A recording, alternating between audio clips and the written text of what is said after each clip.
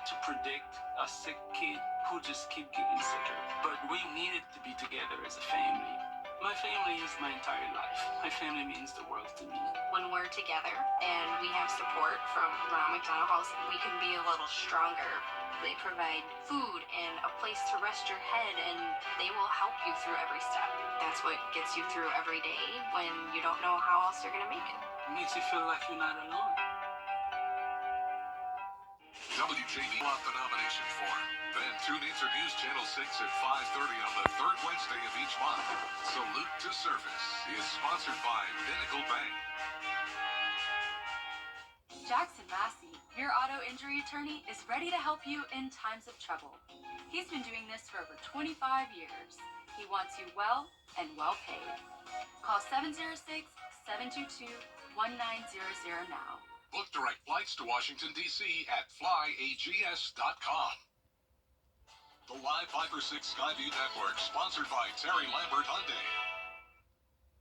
Spring-like days ahead as temperatures soar to the 70s. I'll have details on that, plus the chance of some storms straight ahead in your 5 or 6 forecast. Now with former presidential candidate Nikki Haley stopping by the city of North Augusta today, we have reaction. Plus, what you need to know if you're planning to vote absentee. And we talk with Aiken County's new school superintendent. Your News at 4 starts now. Live from Television Park, this is WJBF News Channel 6 at 4.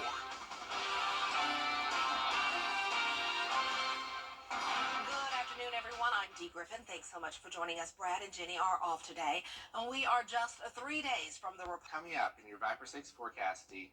All right, thanks so much. We'll see you then. Aiken County Schools will soon have a new superintendent. As Chief Officer of Operations and Student Services, Dr. Corey Murphy transformed school security, addressing issues like the bus driver shortage. Also, challenges remain in recruiting teachers and drivers. It's not just money, it's working conditions, it's also some of the hours. So as we get less bus drivers, we have to use our bus drivers more. And so we've got to figure out a way to not only attract them financially, but also increase or improve their working conditions. Before officially starting the new job, he's hitting the ground, meeting parents, groups, and community leaders. He officially starts on July 1st. The Richmond County School System has released a draft of its master plan for the 2024-25 school year. The plan includes more information on consolidating some schools, closing others, and the construction of new ones.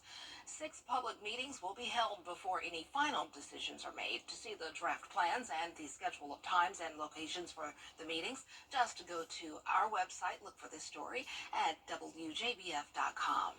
Some Augusta businesses are in the crosshairs of city leaders, and leaders are discussing possible penalties for Smart Grocery on Wrightsboro Road, another convenience store on Olive Road, and a late-night restaurant on Gordon Highway. Sheriff's Office deputies say the businesses are generating hundreds of police calls, and there's been shootings which have resulted in deaths. City leaders say they are putting these businesses on notice. We're watching. We're watching. They know we're watching.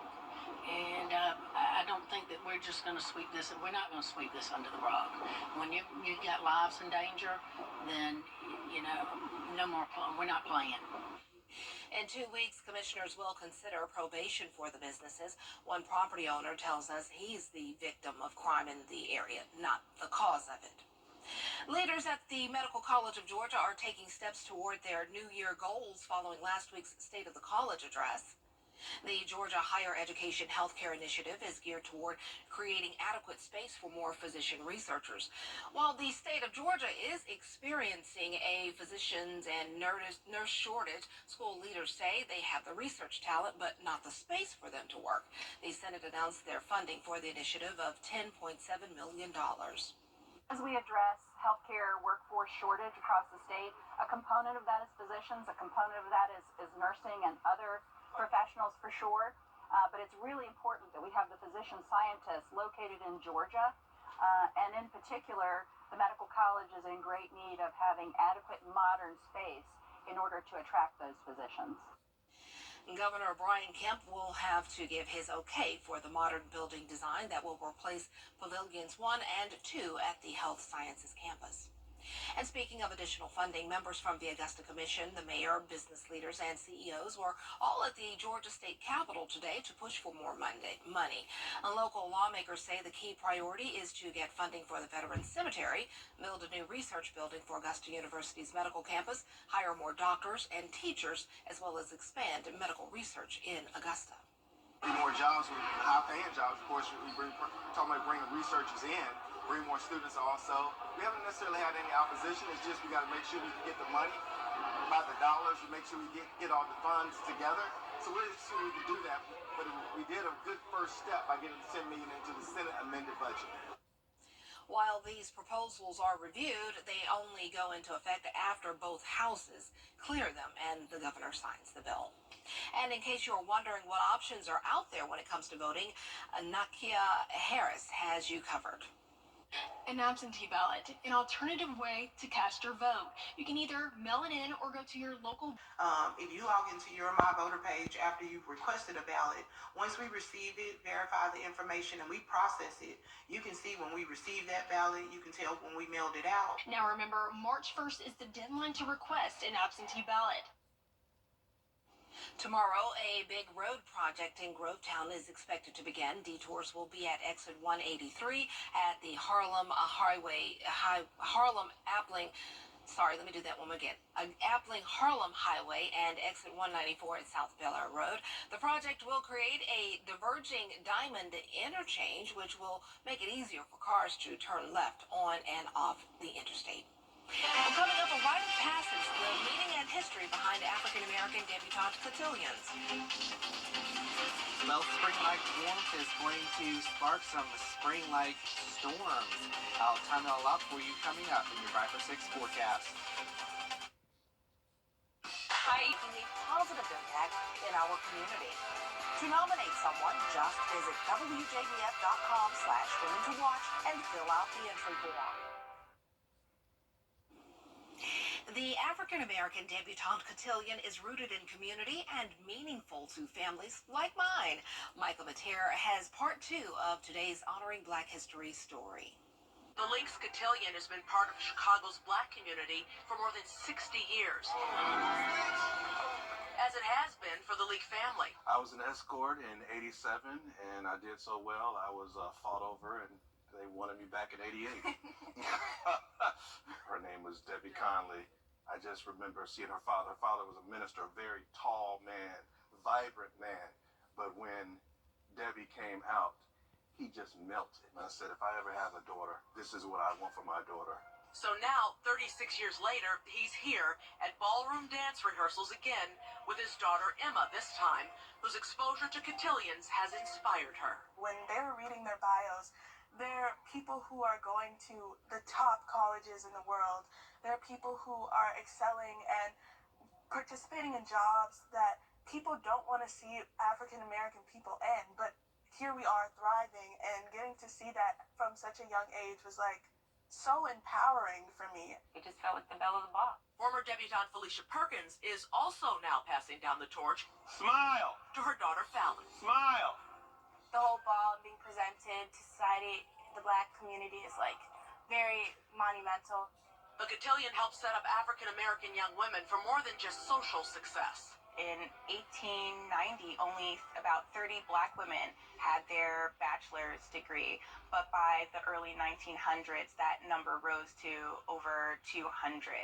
So again, it's because of these organizations really encouraging women to go to school. They're raising money, providing scholarships for these women to go to school, and in turn, they're giving back. The black tradition gained national attention when singer Nat King Cole presented his 17-year-old daughter Carol at a ball in Los Angeles. Attended by President John F. Kennedy, the first sitting president to appear at a black cotillion. Just an example of the opportunities afforded for resources and networking for their future. Creating these types of legacies and opening the door so more people can come behind them.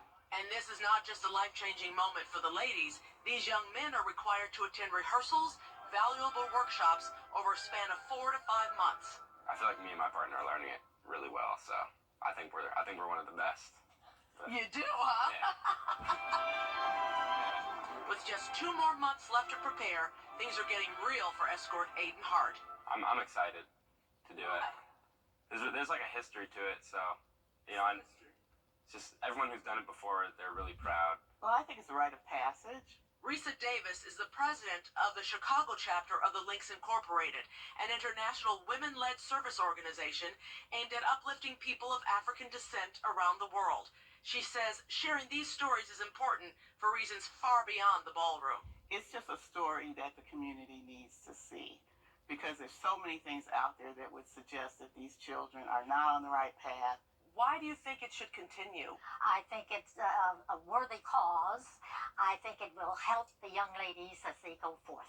Through the next generations of our family. My sister Dawn and I were both debutantes in the Augusta Adult Society's Debutante Club, and some of the signature dances were the waltz, and the escorts danced to Grover Washington Jr.'s Mr. Magic, and the sub-debutantes, they danced to Moments in Love by Art of Noise. Such great memories. And there were many advisors. The first was Rosa T. Beard, who the organization is now named in honor of. And there was also a second debutante organization. The name of it was the Augusta Cultural Society. Well, this Thursday, News Channel 6 will share the Black history stories of local legends. Join me and Renetta DeBose at 7 p.m. as we highlight people who have made their mark on our community and beyond. We'll be right back. I'm attorney. Temperatures up into the 70s, and then we have Leap Day next Thursday, March 1st, next Friday. March is here. Wow. Yep. Can't believe it. All right, thanks a lot. Well, coming up, a chess prodigy in the making. Is his age that's making his hearing. Security Federal Bank and News Channel 6. Meet the future of chess, Ashwath Kalshik. He's only 8 years old, but 3 days ago he beat an established grandmaster from Poland in a tournament in Switzerland. A different 8-year-old beat another grandmaster. Just last month, Ashwath is 5 months younger, making him the youngest child ever to beat an adult chess champ. His parents say they don't know where he gets it. Neither of them are regular chess players. Good for them. That's awesome. I love chess. I need to really learn it and focus. Try to do it. Well, there's more coverage you can count on coming up at 4:30, including another round of relief could be coming to pay off student loans in the next 2 states. Who qualifies and important dates you need to know.